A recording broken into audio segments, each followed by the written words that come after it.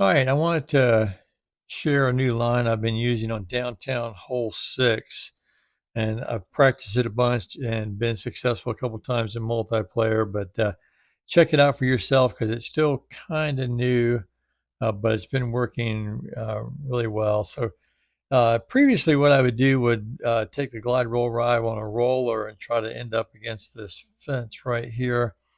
But there's a better than what you would expect chance of hitting one of these two trees here, which immediately takes eagle out of play. And so with the water skip disc, I wanted to try to explore some different lines. And for this, you will need the Accurate Glide Sapphire and the Windbreak Water Skip Ride. Now, I will say, just real quick, I'm still not a fan of the Waterskip disc in so much that they are, in a lot of cases, turning bonus eagles into almost musket eagles. Um, but, they're in the game, and I don't think that genie's going back in the bottle. Uh, a lot of players requested it, and the developers listened, so I can't blame them. They're just listening to their customers. But anyway, they're out there. I don't think they're going away. And I think going forward, if you're going to stay competitive, you're going to need at least one water skip bomber of some kind in your bag.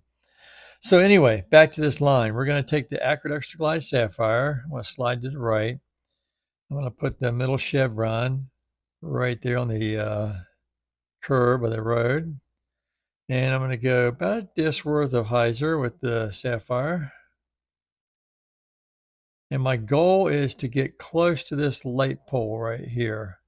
If I get a little bit beyond, that's great. A little short. I think we'll still make this work though. This is a very adverse wind also. I don't know if I said that, but this wind I would not normally expect to get eagle on, but I'm going to try. So we're going to take the windbreak water skip. Normally you want to put the bottom chevron on the top of that fence to make sure you don't clip it, but I'm going to bring it down a little bit because I'm a good little ways from it. And I'm trying to split the gap between these two trees. And you don't want to get too aggressive. Don't get too cute because if you clip these trees, eagle's gone. And you also don't want to try to get too aggressive as far as coming over here to the left when you're crossing the lake. It's very wide here. It gets narrower right around here. So this is the area we're going to try to cross the lake in.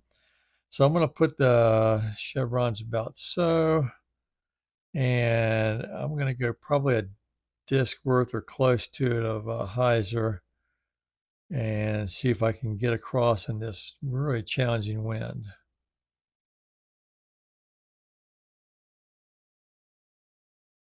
This is the skinny part of the lake. I might get lucky. I did. Double skip. And I'm on the other side of the lake. Now, that was not as far left as I would have liked, but my drive wasn't good. Normally, the drive goes beyond that light pole, but now I have a 117-foot look for eagle. And this is an elevated basket with a 3-head wind, so I'm going to go probably about 120 or so.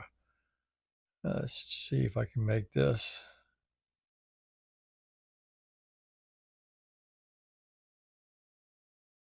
And there's the eagle in a very tough wind.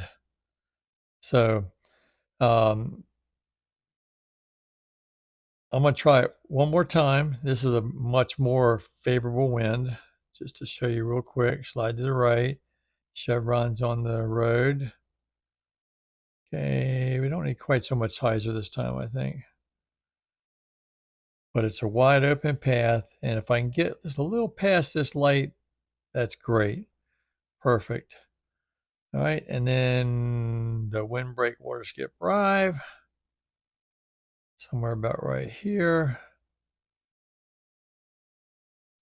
This one should be a little bit closer here. Yep, they're going to be closer. 69 feet to the eagle. So this is, from my experience, a much higher eagle rate than the roller play, or even for that matter, just about any other play I've seen. So, um, again, practice it before you try it in multiplayer if you're a competitive type. But I'm really liking it so far, and have been successful in multiplayer with it. So, all right. Hope you enjoyed that. Hope you learned something. We'll see you around the valley.